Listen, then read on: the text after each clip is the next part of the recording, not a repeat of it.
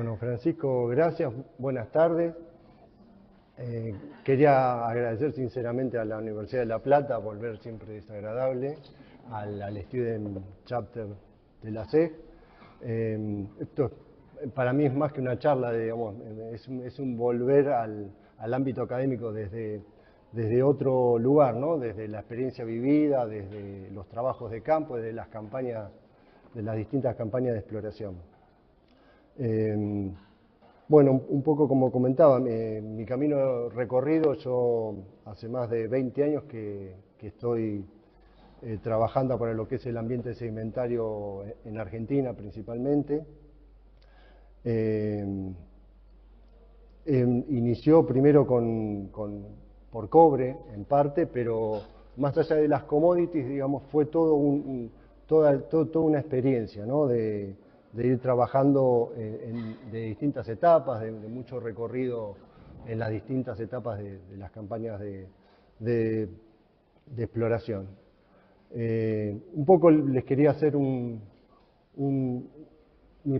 lo que para mí fue el momento que marcó el inicio de mi carrera en exploración, ¿no? Allá en el 2003 yo estaba en relación de dependencia, estaba trabajando en Brasil, no para la actividad minera específica, y me contactaron de Anglo American, es la parte de PLC, de metales base, para hacer una campaña de exploración greenfield para un pórfido de cobre, ¿no? En lo que era la cordillera, el límite con Chile.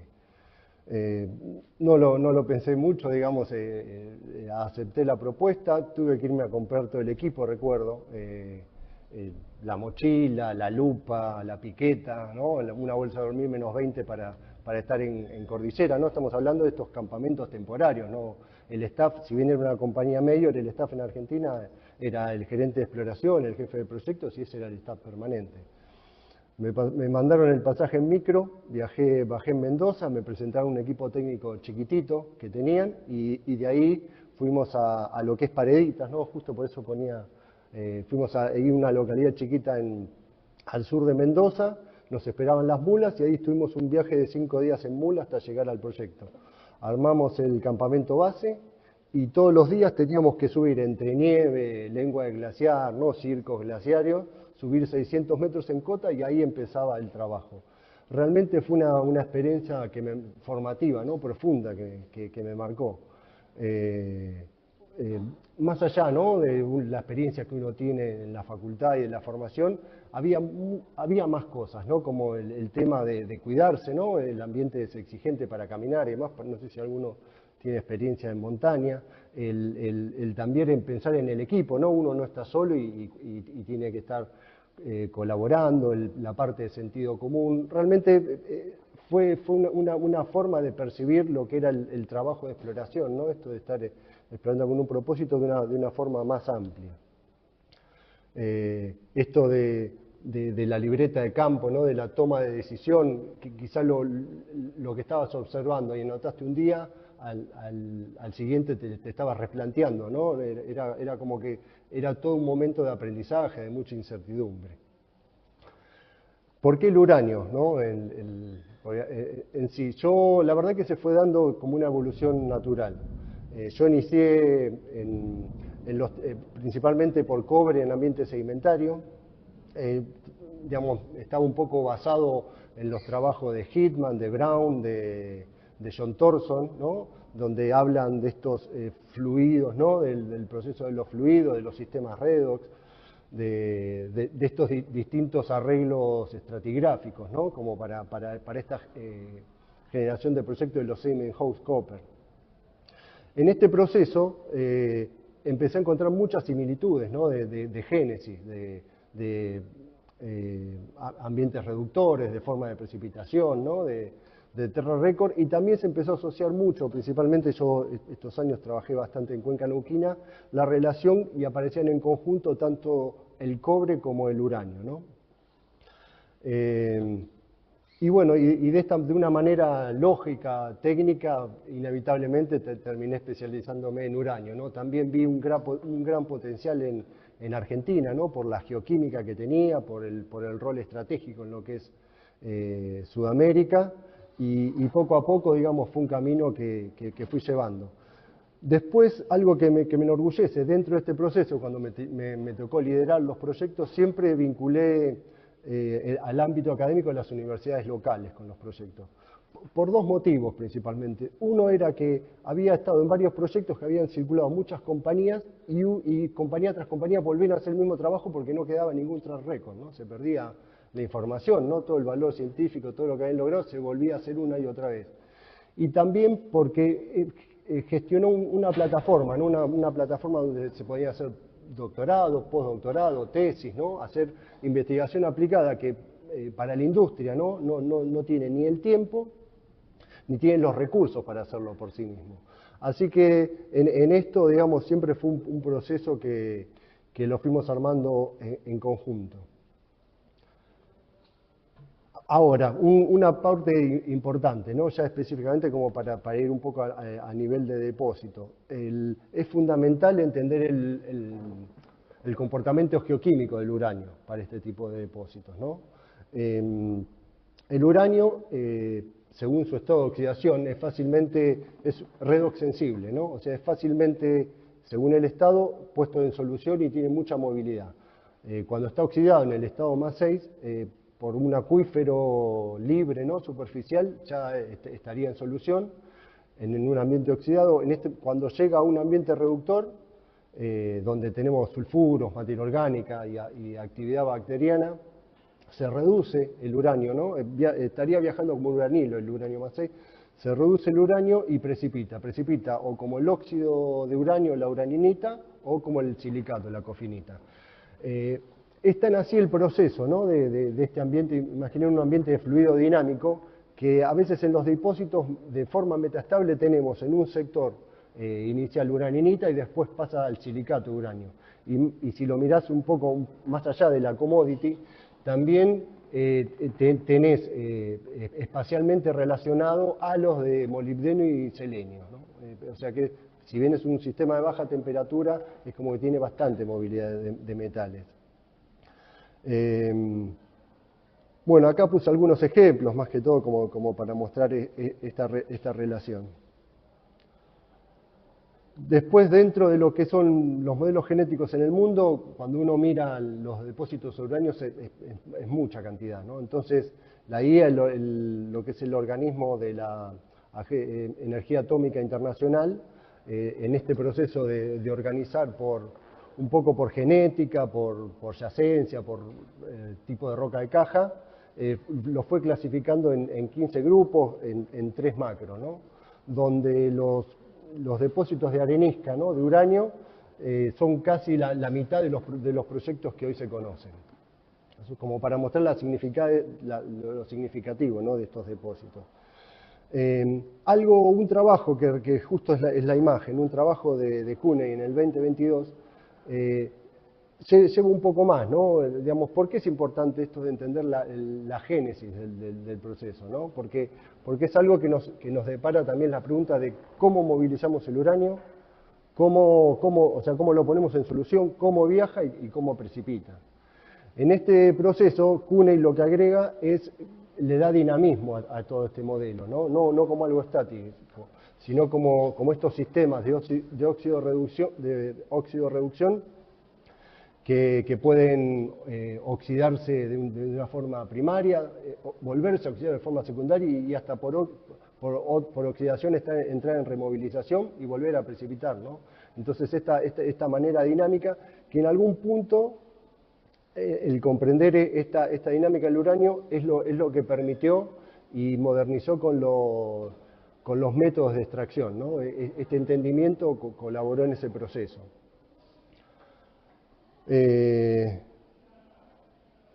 Bueno, acá un poco para ver los sistemas redox, ¿no? Como para volver a hacer hincapié. Este tipo de depósitos, ¿no? Yo acá un poco lo que quería comentar es, no sé si escucharon hablar de los depósitos tipo roll front, ¿no? Bueno, yo principalmente trato de evitar el nomenclarlos de esa forma, más que todo porque hace como mucho hincapié a la morfología y no tanto a la génesis, ¿no?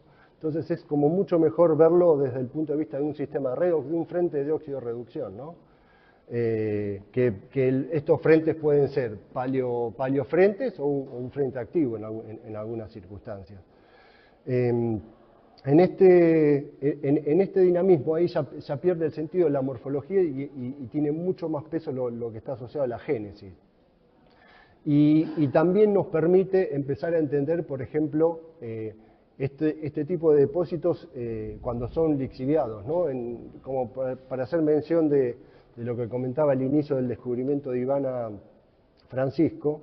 Ivana hoy, si bien se inició la exploración por lo que era una removilización, ¿no? Lo que es los óxidos secundarios de uranio, como son la carnotita, la tosamonita y demás, si bien inició a partir de ahí de forma superficial en suelos, la exploración avanzó y encontró el frente redox, ¿no? Que es la zona hoy que tiene el 80% de los recursos del depósito.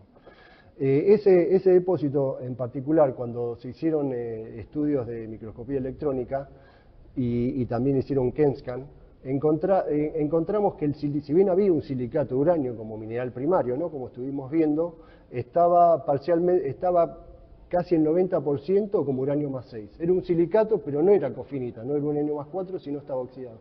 Eso pasa a ser porque es un proceso dinámico, porque el depósito hoy se encuentra a unos 20 metros, desde los 5 hasta los 20 metros de profundidad, y actualmente hay un acuífero.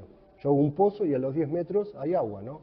Agua que como vimos en un inicio, el uranio en un acuífero superficial es fácilmente puesto en solución, ¿no? Entonces se altera y pasa a solución, ¿no?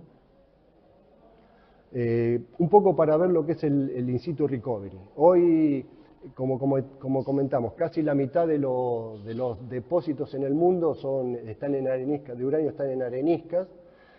Más del 50% de estos depósitos, o más del 50% de las minas en producción hoy en el mundo, se explotan bajo esta metodología, ¿no?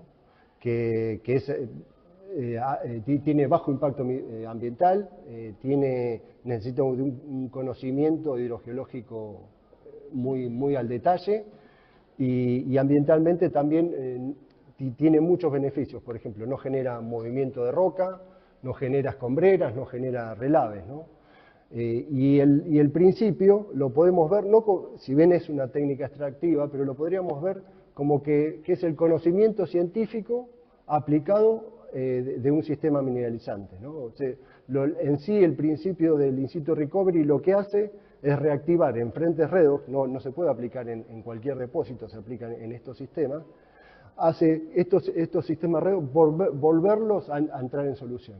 O sea, es como que reactiva el proceso, ¿no? Se inyecta con un pozo, creo que algunos se ven, no tengo idea, pero se inyecta una solución que puede ser bicarbonato o bajos contenidos de ácido sulfúrico, a veces algún reactivo como para dar inicio a la reacción, y después eso pone, digamos, en depósitos primarios, ¿no? Que estamos hablando de uranio más 4 como uraninita y cofinita, pone el uranio, oxida el uranio, lo pone en solución y después por otro pozo se extrae, ¿no?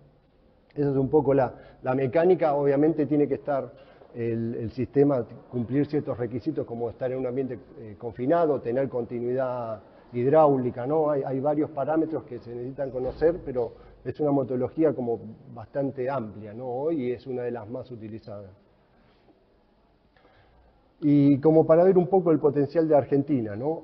Hoy Argentina tiene desarrollos propios, ¿no? Y amplia experiencia en la parte nuclear. Tenemos reactores, centros de investigación y personal muy capacitado, pero hoy se importa el 100% del uranio que se consume.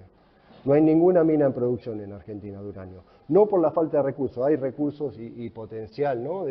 Mismo hubo minas en producción como fue Huemul, como fue Sierra Pintada, y hasta unas pequeñas producciones en Chubut en los adobes. Pero al día de hoy no estamos importando. Esto es, en parte, es un poco por falta de continuidad, ¿no? No es falta de recursos, falta de continuidad, articulaciones y decisiones. Como para mencionar, hoy hay, y hacer foco en lo que es in situ recovery, ¿no? En este tipo de metodologías o sistemas redox. Hoy Argentina tiene, por ejemplo, la cuenca neuquina, que está muy conocida por la parte de oil and gas, y que, se trabajó y avanzó varios proyectos en ambientes cementarios, más que todo en rocas areniscas continentales cretácicas. Y hay mucho avance y hay potencial, ¿no? Hay proyectos que están hoy actualmente en avance, también lo que es la cuenca canadiana asfalto, ¿no? Toda la parte de Chubut. Se conocen, como está Cerro Solo hoy, ¿no? Se conocen el contenido metálico, el sistema que está asociado a paleocanales. Y también, como para mencionar, las cuencas intermontanas en San Juan y La Rioja, que tienen valores más que interesantes de uranio vanadio y tienen menor cantidad de estudios, pero digamos estaría más en areniscas continentales, también pérmicas. Pero digo, bueno, esos son como lugares específicos como para hacer foco. Y ahora les quería hacer mención de algo importante que tuve la suerte de participar desde el inicio, fue el descubrimiento de un nuevo distrito de uranio en Argentina, que es el distrito Amarillo Grande, en la provincia de Río Negro.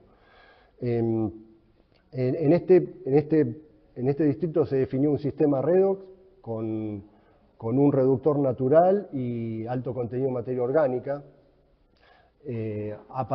Recientemente, digamos, fue un proyecto que avanzó hasta la etapa de recursos, se llegó a recursos inferidos indicados, ¿no? Una etapa bastante avanzada, llegó a lo que es un PEA, que es un estudio económico preliminar, y a partir de ahí se logró un joint venture con una empresa argentina, con Corporación América, para avanzar el proyecto a lo que es factibilidad y después hacer producción y llevarlo a etapa comercial, ¿no?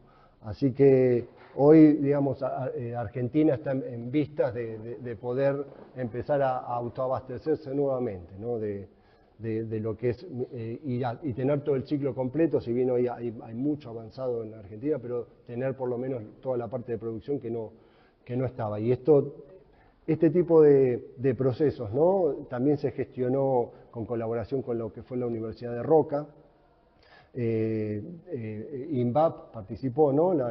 Todo el centro de investigación, ¿no? Participó también en varios estudios y colaboró en ir gestionando e ir armando, ¿no? Fue un proceso en equipo, integrado y combinado que llegó a este resultado. Bueno. Y ahora un poco para comentarles, ¿no? y ver la trayectoria. Yo me formé en Argentina y después por una búsqueda, ¿no? Es como que en realidad siempre uno en la actividad profesional está todo el tiempo formándose, ¿no? Se forma con la actividad de campo, con los colegas, ¿no? Con la generosidad de geólogos que te transmiten su conocimiento. Y en esta parte también fui a Canadá a realizar un máster un poco para hacer más geoquímica avanzada, geoquímica isotópica, ¿no? Pero más allá de lo que me fui formando, en realidad fue el proceso de estar todo el tiempo, ¿no? Activo es lo que va gestionando, más allá de quedarme con un aprendizaje específico, ¿no? Sino fue toda esta integración, ¿no? Del aprendizaje, de ir a aplicarlo y de compartirlo, ¿no? Realmente en el momento de compartir también se va creciendo mucho profesionalmente. Bueno, como para hacerle unos comentarios de lo que es el explorador, ¿no? Saber geología es importante, ¿no? Pero no es lo único, ¿no? Hay que saber comunicar, ¿no? Hay que trabajar en equipo, hay que formar equipos, ¿no? Son todas actividades que están directamente asociadas con la vida profesional.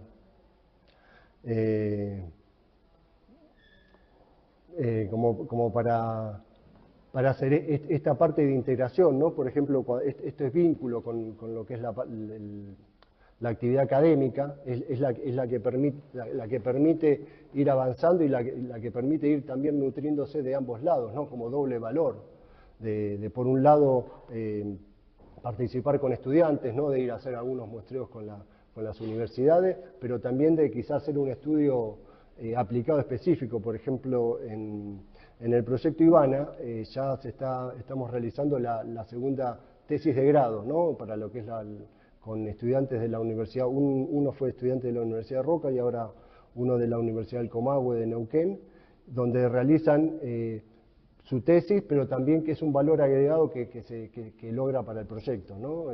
Es como de una forma que hay un doble beneficio en estos procesos. Y bueno, yo un poco nada más que agradecer, es un placer haber estado acá y un poco compartir con ustedes, quedo más que todo atento a cualquier consulta, y a esto de que el geólogo, hoy hay un montón de herramientas que tiene que aprender, como sistema de información geográfico, modelado 3D y hasta inteligencia artificial, ¿no? Pero también está la interacción con las personas, ¿no? Con las comunidades, que a veces son en ambientes sensibles, con las autoridades, y también un trabajo interdisciplinario, ¿no? Este tipo de proyectos, cuando uno tiene que ver tanta parte de modelamiento y demás, se necesitan distintas especialidades que también hay que saberlas convivir, ¿no?